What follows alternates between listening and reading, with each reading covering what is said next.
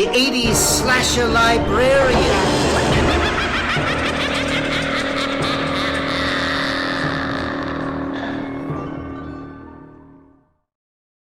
Hello, boils and ghouls.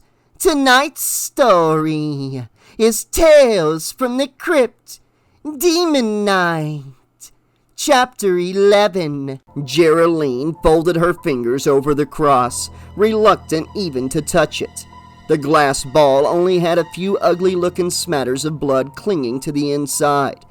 The entire thing felt greasy and warm. "I don't know how to use this," she said, making faces at it. "What am I supposed to do? Throw blood all over the place?" He shook his head. "You'll know." Before she could react, he twisted the doorknob and kicked the door open. The topmost hinge let out a groan as the jamb shattered there. He took a step inside and everyone crowded closer.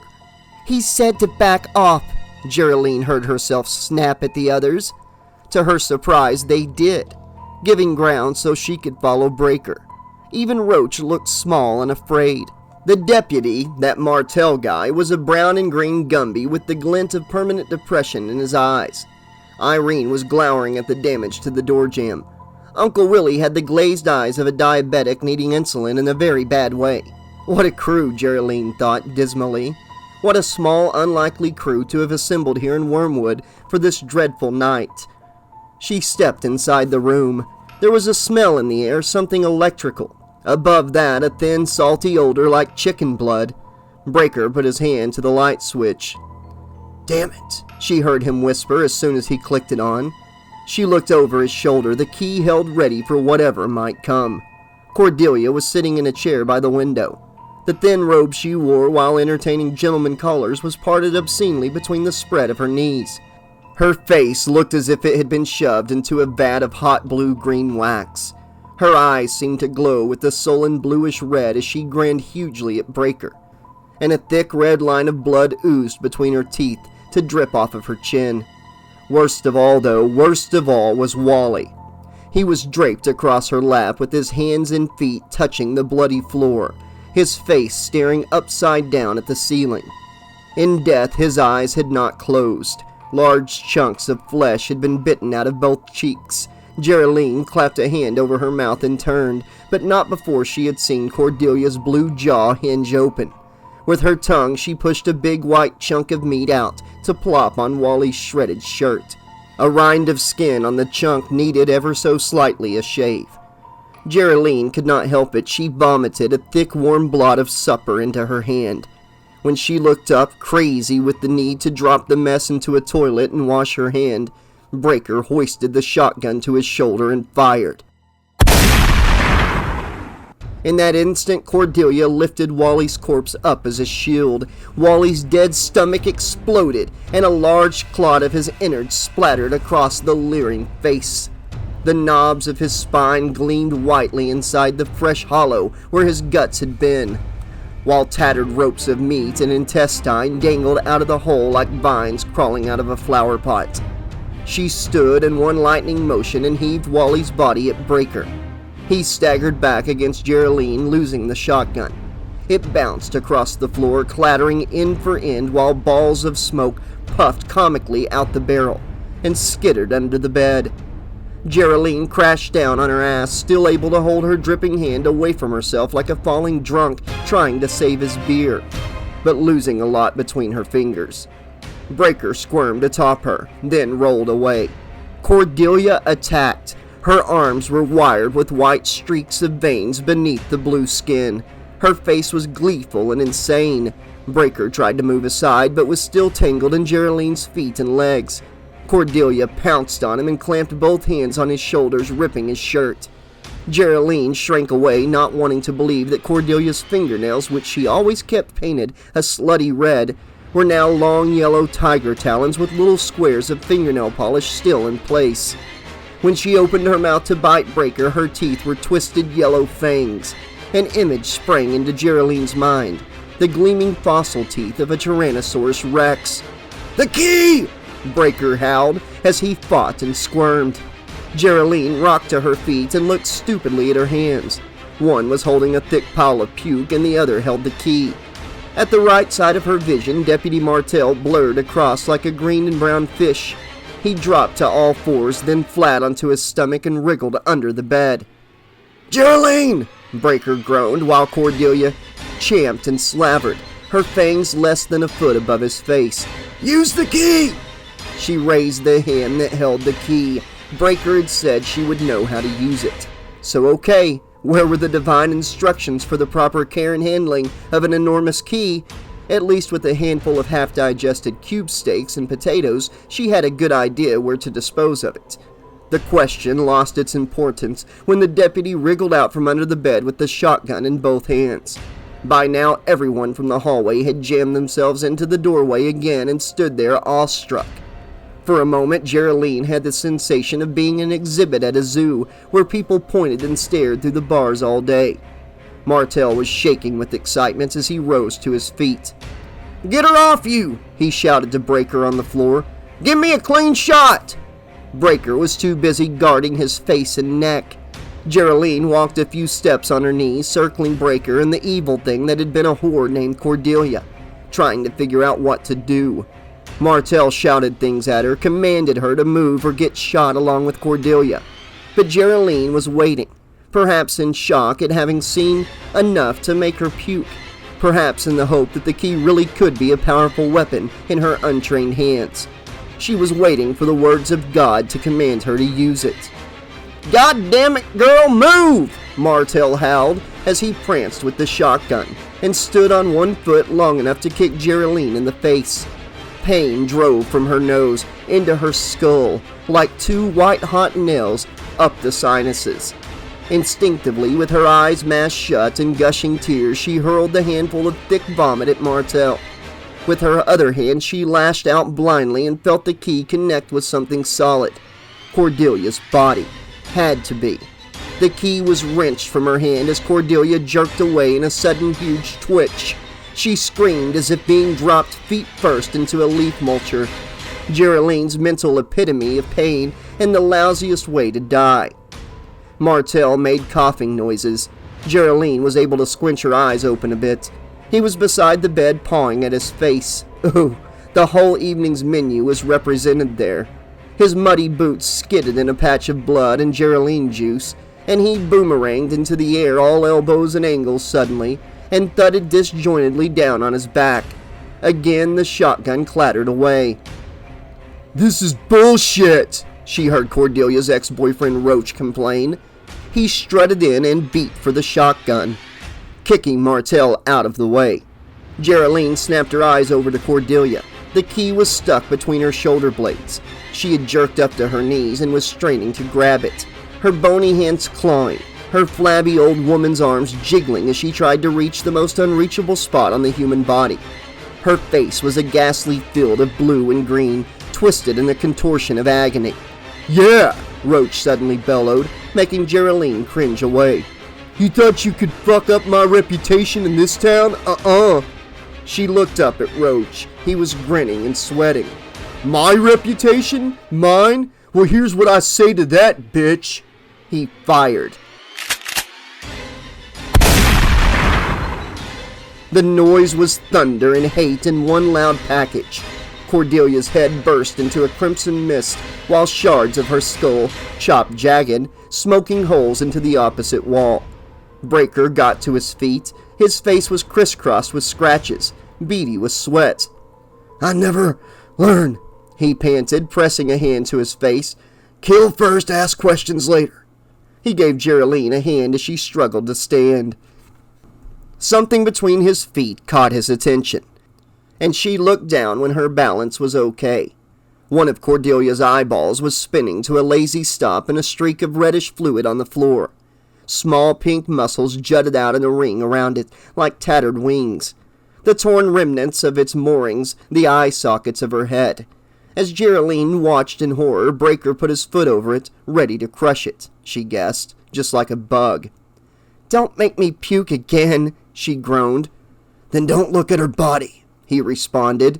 She looked over to what remained of the woman known to her only as Cordelia, no last name, the whore in room 1 who had wild dreams of true love coming her way. and a belief that some men really did ride on white horses and wear shining armor. She had been blown over onto her back by the blast, splayed on the floor with her neck ending in a sloppy perforation job. For Geraldine, it was like seeing standard special effects in a movie, yet was grotesque in this stark reality. Geraldine glanced up to Breaker. "I didn't puke," she said. His face was tired and drawn. "Look again. Forget what's gone, see what's left. Then you'll understand more." She looked distantly, thinking that in France about now, Parisians were enduring morning's rush hour traffic, and wouldn't it be grand to be there instead of here among all this death? She shoved the fantasy aside. By erecting a mental shield, she was able to focus only on Cordelia's body and forget the missing head. It seemed at first that there lay only the corpse of a woman wearing a sheer blue robe that was splayed open to reveal her entire naked blue body. Even though Geraldine was no friend of Cordelia's, the woman deserved some dignity, especially now that the entire remaining crew of the Mission Inn was tromping in. She was about to avert her gaze when Cordelia's body began to spasm. Her legs drew up so that her knees were off the floor. Her pelvis began to thrust up and down while the cellulite of her thighs quivered and dimpled. Her breast heaved with the movement. The deflated tube of her neck began to flop back and forth as if she were alive and whole again, plying her trade. Geraldine twisted her head away. "You son of a bitch," she hissed at Breaker. "You knew what was coming." He eyed her levelly. "And now you know Cordelia's soul belongs to the underworld, until we can release her from the salesman's lies. And the key to that is in the eyes. Always in the eyes." He looked down. His foot and its weary old shoe was still poised over Cordelia's remaining eyeball. Geraldine felt sure that the other had been obliterated in the shotgun blast, but that didn't seem to have been enough. Breaker smashed the eye with a grunt of effort. The thin white fluid Geraldine had already seen coming out of the demon squirted in a solid line to Cordelia's dresser, splattering it. The varnish began to sizzle. Cordelia's straining body relaxed and was still. Breaker reached a hand to Geraldine's face and gently lifted her chin. "Death is often a kinder master than life," he said. "Even a death as awful as this." She took a great breath, confused and troubled, unwilling, but not quite ready to hide away again. At least not yet. "Hey, Breaker," she said when he seemed likely to turn away. "Breaker?" He lifted his eyebrows. "You said I'd know what to do with the key. Now I don't even know where it is." He thought for a bit, then rolled his shoulders. "Judging from my experience, I usually find it in the last place I put it." "So all that stuff about my destiny, our destiny, it was a crock of shit, right?" He drew back and studied her face. "If you think it was, then I guess it was," he said. "Can you be comfortable with that?" She opened her mouth to say yes. She was more than just comfortable. She was relieved to no longer be a participant in whatever weird kind of shit show this was, that her status as an observer from now on was just fine. Instead, she felt hungry to know more about the whole crazy thing, the salesman, the demons, the key, Breaker, especially Breaker. "Ask me later," she said, drawing close. The pandemonium around them, orchestrated by Roach and Martel and Irene and Uncle Willie, as they squawked and squalled their shocked amazement to each other, was too boisterous to bear right now. Geraldine scrubbed a hand on her pants and cupped it around Breaker's ear. "We need to talk, just you and me, alone." She withdrew her hand. "Get the key first," he said, and motioned toward the headless corpse. "The last place you put it was in Cordelia's back." Geraldine started. How could she have forgotten that? It was not every day you stabbed an acquaintance to death, or nearly to death. "Don't worry," Breaker said. "It's part of the salesman's power. If you don't keep the key on you all the time, you tend to forget." She frowned at this bit of news. "So you mean that you could toss the key away and forget all about it?" He nodded, dabbing the shallow cuts on his face with the sleeve. "So why not get rid of it then? Get out of all this craziness, forget it ever happened. Could you?" "I could," he said, "but I can't." She raised an eyebrow. "Would the salesman leave you alone then?" He nodded. "So do it. Give him the damn thing." He lowered his head and was silent for a moment. Deputy Martell passed behind him and gave Geraldine a look that indicated many things. Top of the list being a big no thanks for having slung a handful of warm puke into his face. Breaker looked up, then held his right palm out for her to see. "I know," she said. "You've got a strange tattoo, so?" He took her elbow and guided her into the hallway, and on down the stairs. Again he held his open hand to her. "Designs in it, so?" "That's the point," he said. "When all 7 stars form a perfect circle, the salesman is just a step away from getting all 7 keys." Her eyes widened. "You're saying your tattoo can move? And that there are 6 other keys? Well, this just gets weirder and weirder." "Yes, on both of those. And the salesman is here to collect the last key." Moving tattoos. Oh, Geraldine groaned as she tottered to the front desk and leaned against it. "Keys with a ball of blood built in. Wally dead, Cordelia turned into a vampire." Breaker was shaking his head. "Not a vampire." Geraldine straightened. "Then what?" she nearly shouted. "What do you call a woman that eats her new boyfriend's face? A man-eating tiger? The hungry whore from hell? Let's make a movie about it, Mr. Breaker. Let's call up the bigwigs from the nearest monster movie and tell them we have a fabulous idea for another one. A movie about a tattoo and a key and a guy who calls himself a salesman. We'll even star in it, Mr. Breaker. You'll play Rhett Butler and I'll be Scarlett O'Hara. Have you got a problem with that?" He eyed her fiercely. "Blowing your stack won't change things, Miss Geraldine. If the salesman gets the key this time, there'll be nothing left at all except the salesman and his friends. Whether you like it or not, what we do here on this night will either save the universe or doom it." She brayed out a short, bitter laugh. "So now we're fighting for the whole fucking universe in a 2-bit desert town nobody ever heard of?" "That's just the way it happened to work out this time," Breaker said. "Last time it was New York City. Before that, a 4-hut Eskimo camp in Alaska. Before that, long before that, I fought him in France." Geraldine took a long breath to steady herself. Why was she mad at him so suddenly? Every time she got fed up with his madness, she turned on him. Just like last time, she was mad because he had entered her life uninvited and unwelcome and had turned it upside down. She put her hands tiredly to her face, rubbing her eyes. The smell of vomit jumped off one of them and crawled into her nose.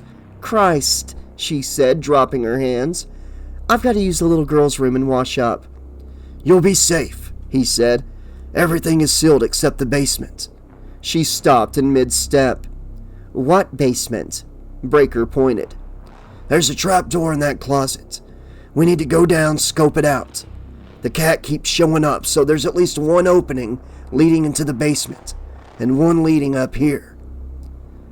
"I'll be darned," she said in casual tones. "A basement. I wonder if Irene knows." Breaker shrugged. "She'll know soon enough. I'll be back down in a minute and we'll get started." Geraldine felt very crafty now. "Gonna form a search party of sorts?" she asked blithely, as if there existed not the slightest concern that a basement was beneath her feet or not. He turned long enough to give a quick hint of a smile. "Nope. I'm going back up to get the key." "Key?" She pondered a bit before realization struck. "The key," she moaned. "I forgot about it again." "Practice makes it easier," Breaker said, and went up the stairs. Geraldine thought, but could not be sure, that under his breath he added another line. "And you'll have years to practice it." She scowled, then flapped a hand toward his back as he went up. Phooey on the guy. When this night was over, she was going to jump parole and get the hell out of Wormwood, be a fugitive from justice, and live the life of a hunted, haunted criminal. Wouldn't that be romantic? She rolled her eyes at her own inanity and crossed past the kitchen to get to the downstairs bathroom, which was clean as a dinner plate, as sanitary as Lysol could ever make it, because it was cleaned daily by the resident slave. At the door she stopped, suddenly puzzled by something. She pressed a finger to her forehead, concentrating. Was it a memory that had intruded on her thoughts? Had she seen something in passing that deserved a closer look? She stepped back from the bathroom door, wondering. Was this déjà vu? Or was there something in the bathroom that her ESP, if she had any, was warning her to avoid? She scrubbed her cleanest hand down her face. She was tired. She'd just finished puking upstairs. The world was wacko to the bone, and she had every right to gray out once in a while. She stepped back to the door again, and then she knew. There was a small wooden sign screwed to it that had said until now, employees only. She stared at the words, her smelly hand forgotten, everything forgotten but the small wood-burn letters that leaped out at her with a new message. Little Gull's room. Her heart began to pound harder in her chest. Little Gull's room? Wasn't that supposed to be little girl's room? But even worse, why had somebody gone to the trouble to change the sign in the first place? She felt reality begin to fracture. The salesman, the demons. Breaker was right. The universe was coming apart at the seams. Author's Interlude by T.C. Keeper. Hello, kiddies. Just between me and you, boils and ghouls, I think grumpy old Geraldine needs to look on the bright side. So far, Sheriff Tupper is cooling his heels, and all the rest of 'em on the floor nearby. Cordelia's mind is elsewhere. Also, the salesman hasn't shown his face or his newest set of clothes for quite some time now. But do you suppose she's happy? Do you suppose she's grateful for all the things I've done as I write about her? Not one bit. The famous Dead Writers course warns about letting your characters get out of control. But the Dead Writers never ran up against a woman like Geraldine, or a man like Breaker, or anyone else in the book. In fact, neither have I. It keeps me wondering where I ever dug up such characters.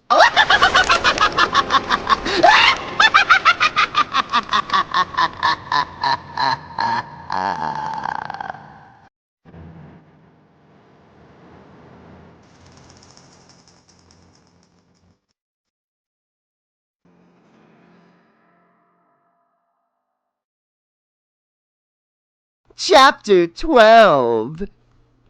Uncle Willie, who as a young man went by the name Wallace Pickerford Gimli, and was a genteel and respectable investor in the precious metal called silver, wanted on this scary wind-blown night to know only one thing. Why the fuck did the whole crew have to be in the basement? Breaker had led the way by unplugging the trapdoor from its nearly invisible moorings and descending the ladder there. Irene had followed, stunned to learn that her property had more property than she'd thought. Then went that doofy deputy named Marshall or Manfred or Mickey Mouse, something with the letter M involved. Roach, a bit deflated at having blown his former lover's head off, tromped on down behind the deputy with the shotgun in one hand. Willie had shrugged to himself, thinking there might be an ancient bottle of hooch below, and followed the pack. Geraldine, freshly washed up and looking young and pretty, came down last. Willie knew that her thoughts were miles away, though, because when he accidentally stepped on her foot in the dark, she squeaked out an apology, instead of vice versa, and Geraldine was not the type of girl to forgive easy. So here they all stood in a huddle while Breaker, having commandeered the only flashlight Willie had been able to find before all the screaming started, inspected the old cobwebby walls for holes. Though the mission inn seemed stable enough upstairs, seeing these crumbling old foundation bricks made Uncle Willie wonder if the walls might be caving in soon. Down here, things seemed as old and rickety as his own bad self.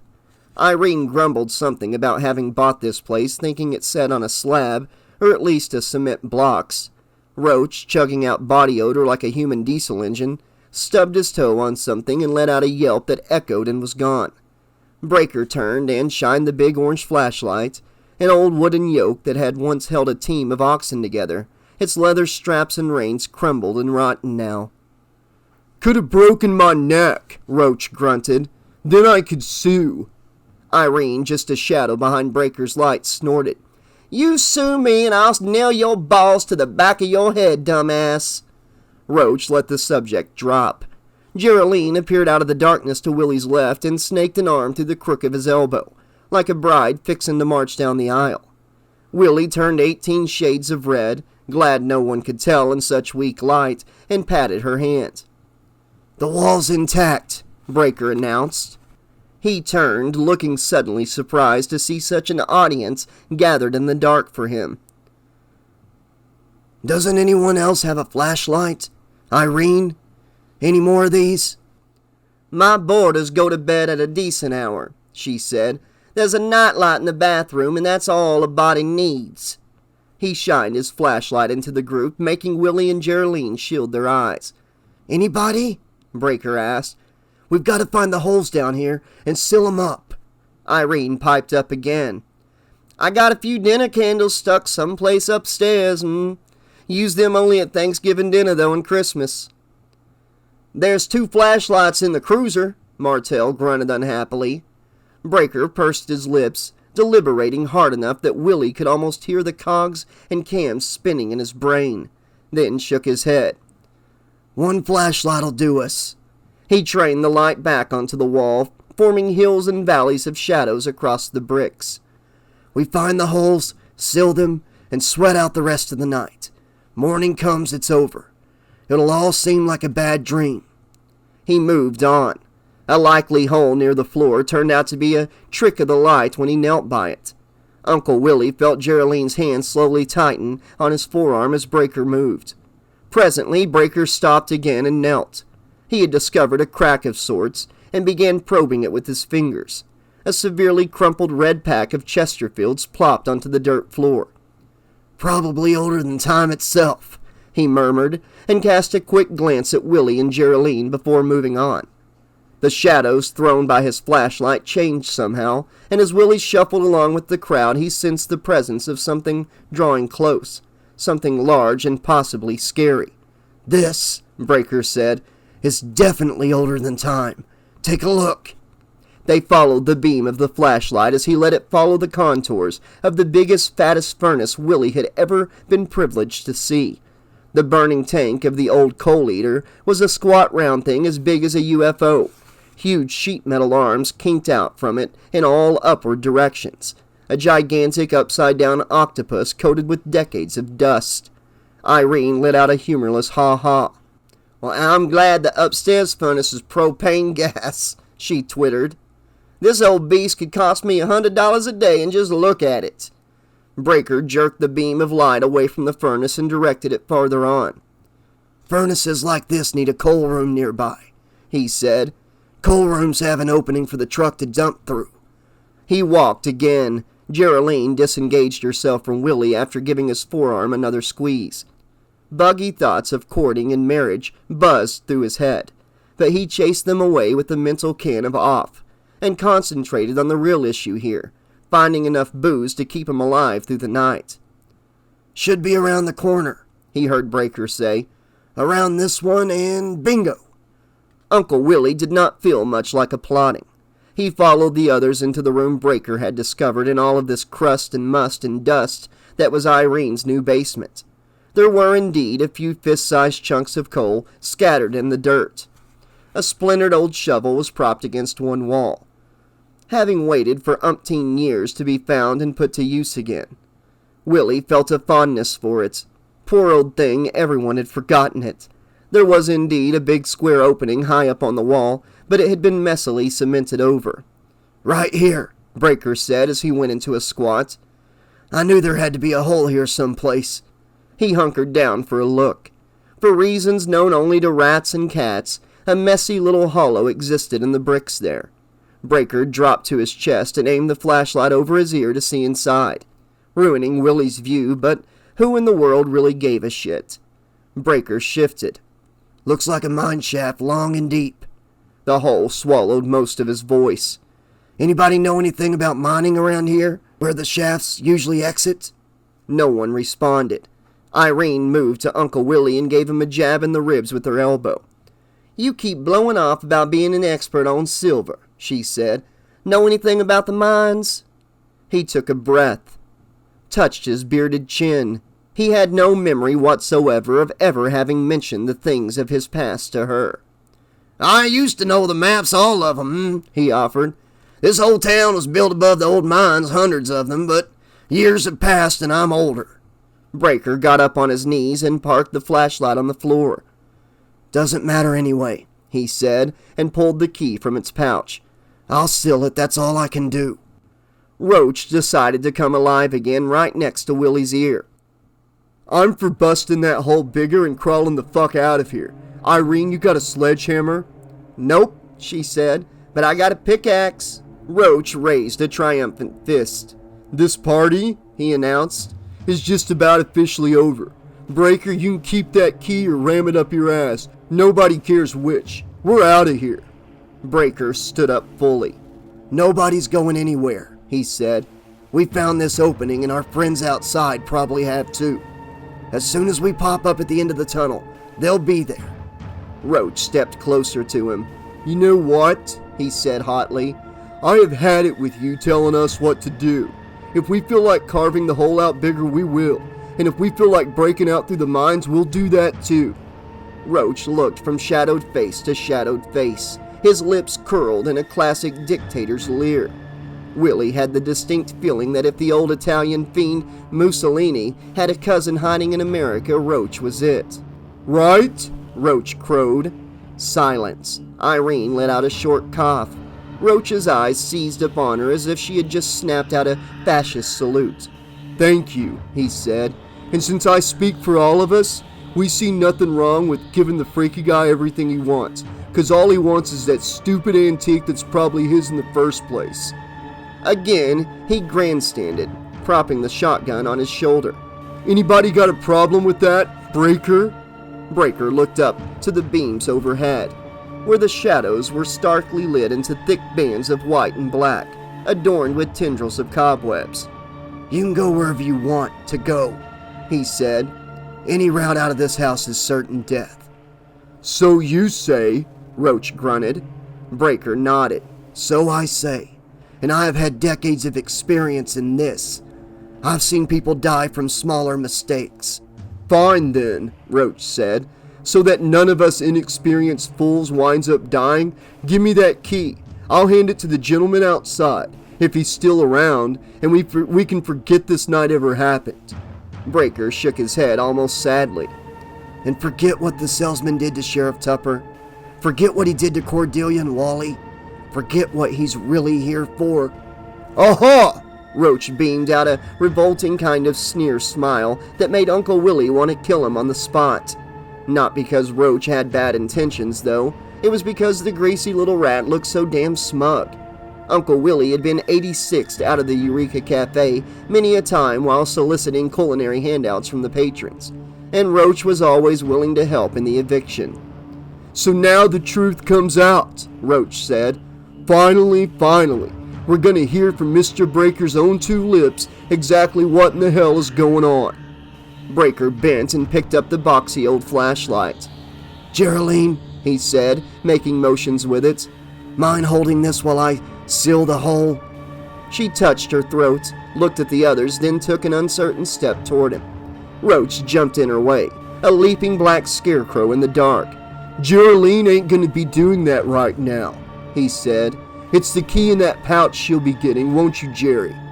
She hesitated and backed up a step, which Uncle Willie read clearly as, leave me out of this, bozo. Roach spun to face Breaker. Breaker aimed the shaft of light smack into his face, but Roach didn't even blink.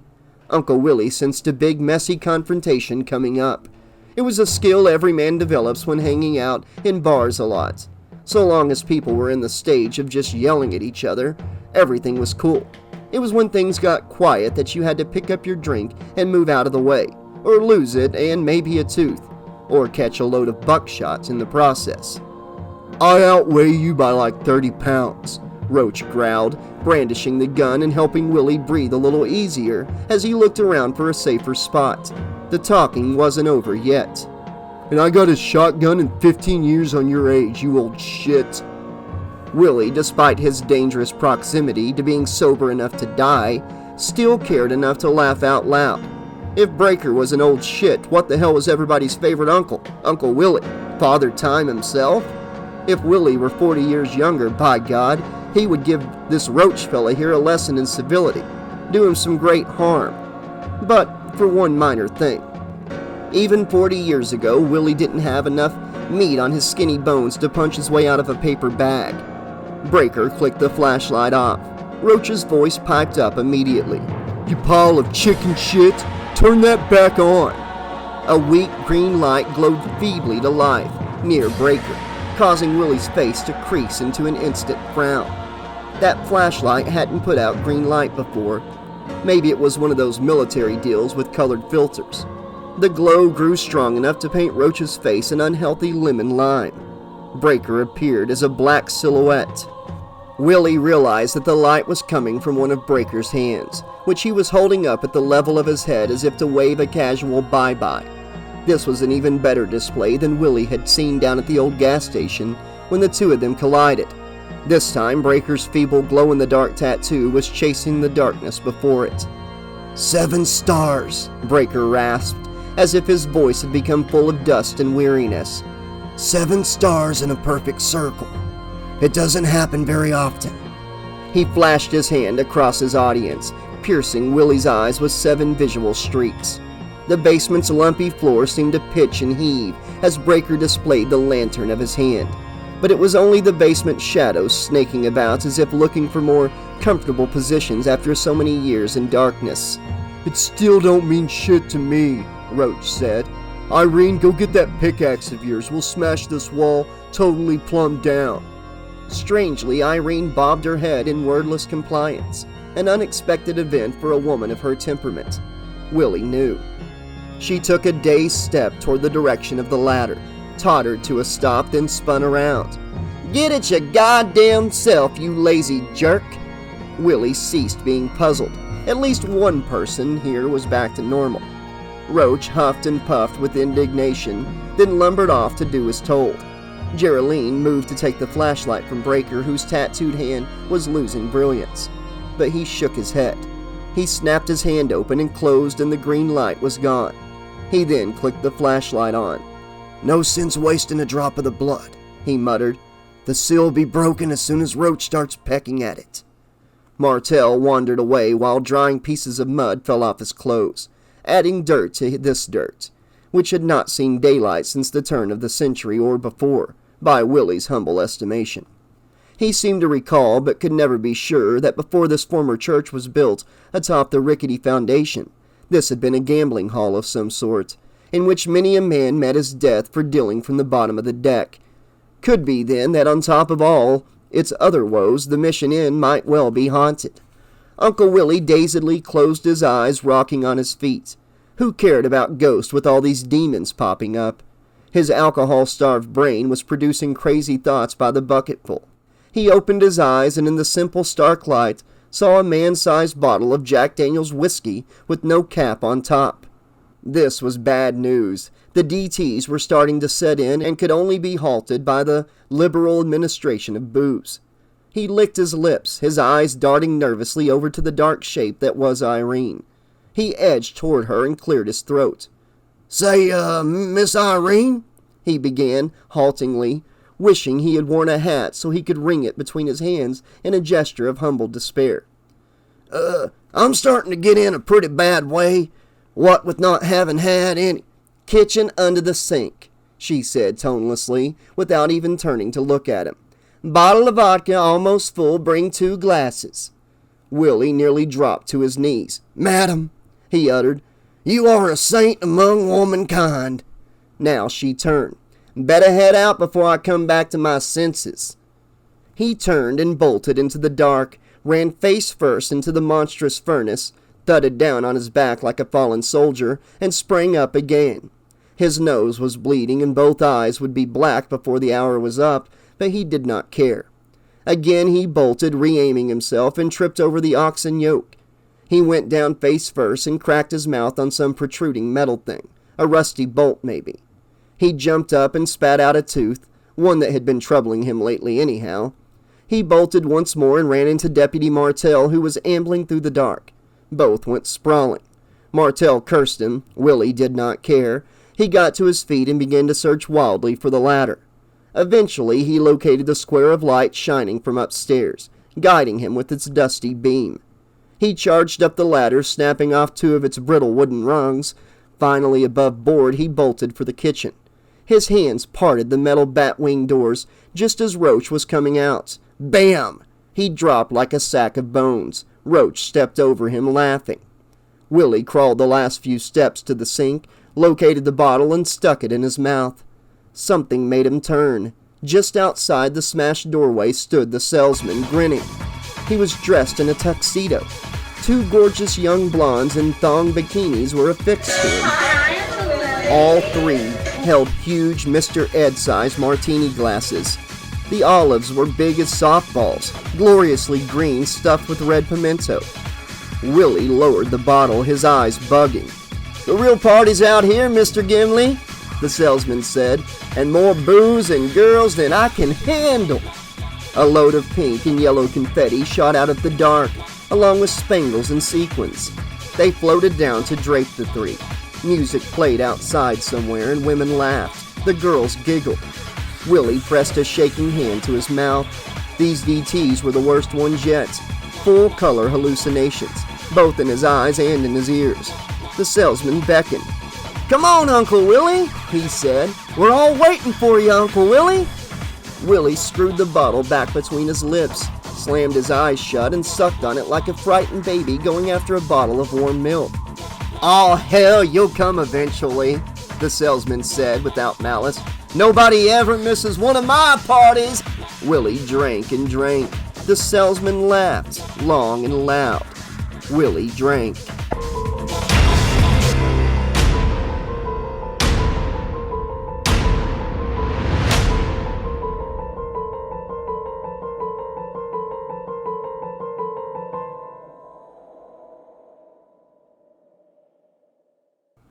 Okay, Slashaholics, this has been chapters 11 and 12 of Tales from the Crypt Demon Knight.